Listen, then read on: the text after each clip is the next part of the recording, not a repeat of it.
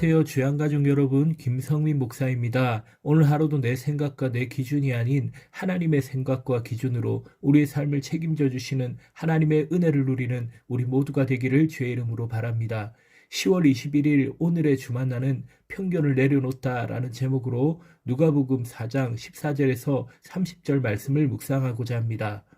우리의 삶은 우리가 살아가는 것 같지만 하나님의 일하심입니다. 우리를 구원하신 하나님께서는 우리에게 상 주시기를 기뻐하시며 사명을 주십니다. 그런데 사명은 우리가 선택하는 것이 아니라 하나님이 선택하시는 것입니다. 그 길은 시작도 과정도 완성도 하나님의 주권 아래에 있습니다. 사명의 길을 시작하신 그분이 완성하실 것입니다. 사명의 길을 부르신 그분이 책임지실 것입니다. 그 길을 앞서가신 주님을 살펴보겠습니다. 첫째로 사역의 원동력은 성령님입니다. 사명의 길은 성령의 감동으로 감당할 수 있습니다. 예수님은 성령의 능력으로 옷 입으신 후 갈릴리 사역을 시작하셨습니다. 예수님의 능력이 있는 말씀과 놀라운 기적의 소문은 금세 사방에 퍼졌고 주님이 가시는 곳마다 사람들은 문전성시를 이루었습니다. 그러나 예수님은 사람들의 갈채 때문에 사역하신 것이 아니라 성령의 감동으로 사역하셨습니다. 칭찬을 받는다고 힘이 나고 비난을 당한다고 좌절하지 않으셨습니다. 예수님의 사역의 원동력은 오직 성령이셨기 때문입니다. 오히려 예수님은 칭찬받으면 주의하셨고 비난을 받으면 견고해지셨습니다. 우리의 삶에도 개인이나 기업이나 교회가 좋은 소문이 나는 것 자체가 나쁜 것은 아닙니다. 중요한 것은 소문인가 실체인가의 문제입니다. 좋은 소문이 나기 전에 좋은 사람이 되는 것이 본질입니다. 자신감을 가지려 하기 전에 분명한 정체성과 사명감을 가지길 바랍니다.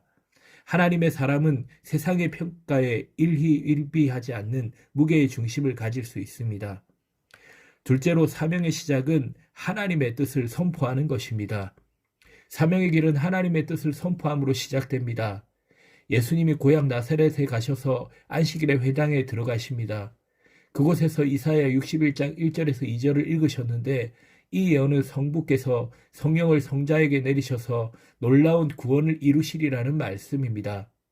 예언 속의 주인공이 그 예언의 글을 읽고 있다니 놀라운 장면입니다. 이사야의 예언을 통해 주님은 성령의 기름 부음을 선언하셨습니다. 그리고 은혜의 해를 선포하셨습니다. 사명은 개인적인 소원이나 의무감으로 한 번도 전해보는 일이 아닙니다. 사명은 반드시 이루어질 하나님의 계획을 선포하고 뛰어드는 것입니다.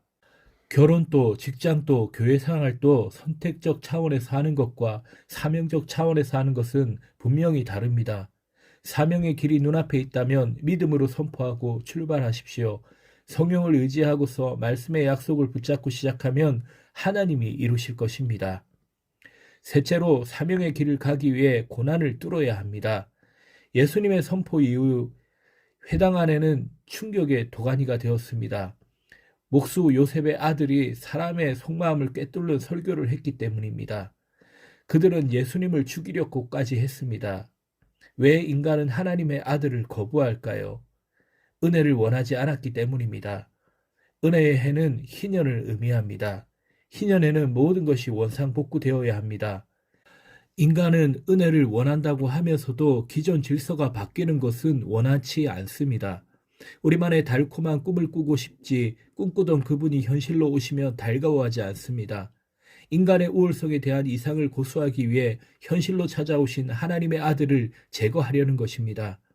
하지만 예수님은 죽음의 위협을 뚫고 걸어 나오셨습니다. 사명을 지닌 자는 현실의 어려움에 굴하지 않고 오히려 담대하게 앞으로 나아갑니다. 예수님은 성령으로 충만하신 상태에서 말씀으로 사역을 시작하셨지만 곧바로 고난을 맞으셨습니다. 사명의 길에는 언제나 양면이 존재합니다. 갈채와 더불어 위협이 있고 승리와 더불어 고난이 있습니다. 이를 명심하고 사명을 주시고 또한 이루시는 하나님만 바라보며 나아가는 우리 모두가 되기를 주의 이름으로 바랍니다.